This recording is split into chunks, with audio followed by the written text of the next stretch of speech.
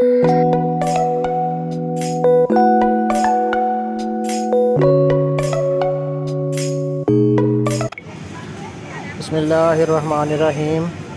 आज हम NSK में मौजूद हैं और आज एक ये छोटी सी वीडियो सिर्फ बनाई जा रही है वेजिटेबल सब्ज़ियों के हवाले से। तो यहाँ का जो मलेशिया का एक शॉपिंग मॉल है NSK, वहाँ मैं मौजूद हूँ।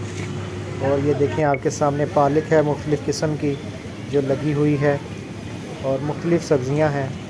इन शॉपिंग मॉल्स की सबसे बेहतर यही है कि यहाँ पे सब्ज़ियाँ भी, गोश्त भी और दूसरी जो अशियाएँ हैं खुर्दोनोश, वो एक ही मॉल में सब चीज़ें अवेलेबल हैं। तो बाज़ तो सब्ज़ियाँ ऐसी हैं जो हमने पहले देखी नहीं थी। यहाँ पे देख रहे हैं ये बैंगन है आपके सामने, ये दोनों लंबे वाले भी और गोल वाले भी, और ये 3-4 किस्म के थोड़े डार्क कलर के, गहरे कलर के भी आगे पड़े हैं।